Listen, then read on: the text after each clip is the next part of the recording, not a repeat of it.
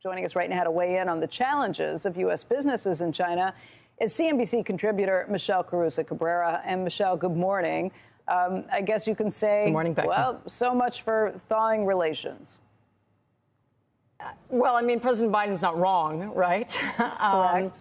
Yeah, I think if this derails what's happened thus far, it would show that Xi Jinping is very thin-skinned.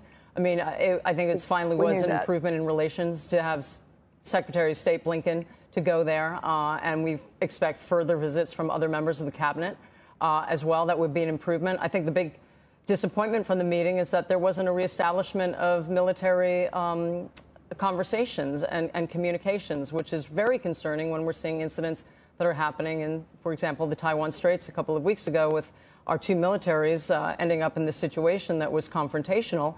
And this was a tradition or a custom or, something that was established back during the Khrushchev and Kennedy administration during the Cuban Missile Crisis or right after, to make sure that the Kremlin and the Pentagon would always be in communication regardless of the state of tension. So that way we wouldn't have accidents. So that is a big disappointment.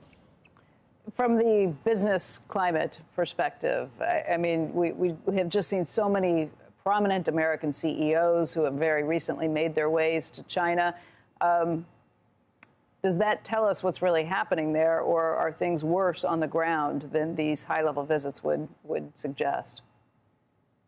Well, Xi Jinping has enjoyed showing off all the high-profile business leaders who have been to China. But the fact of the matter is that the situation with the Chinese economy is not nearly as good as everyone expected and is quite bad. And he's got issues that he has to deal with. Goldman Sachs, only the most recent Wall Street bank to lower their growth expectations.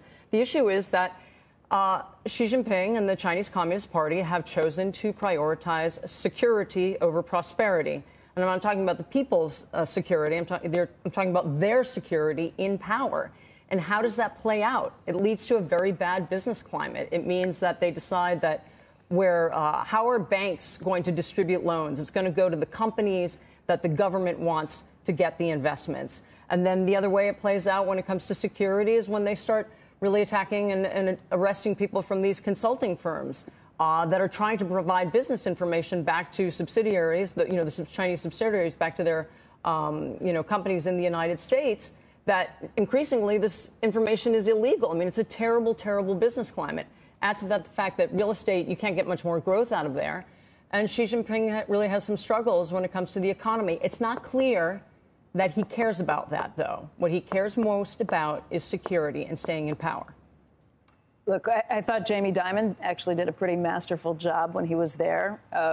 He was there saying, yes, we'd like to continue doing business in China, but first and foremost, I am an American patriot, and I will do whatever is best for my country. He's never going to do anything to sidestep that. I thought he was more plain-spoken than any of the other CEOs. I think all of them are trying to walk a pretty fine line, but Jamie Dimon came right out and said it. I'm a capitalist. I'm an American patriot.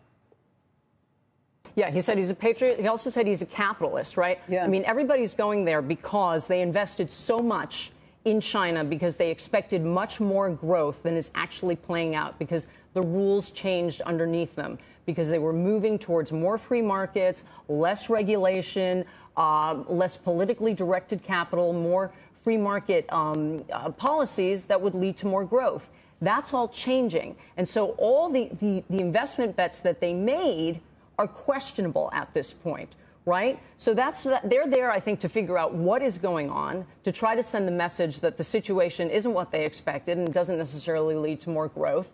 And after all that investment, it's got to be very, very frustrating for them to see what's happening both geopolitically, diplomatically between the U.S. and China and the concerns about Taiwan, and then not getting what they expected out of China when it comes to potential economic growth.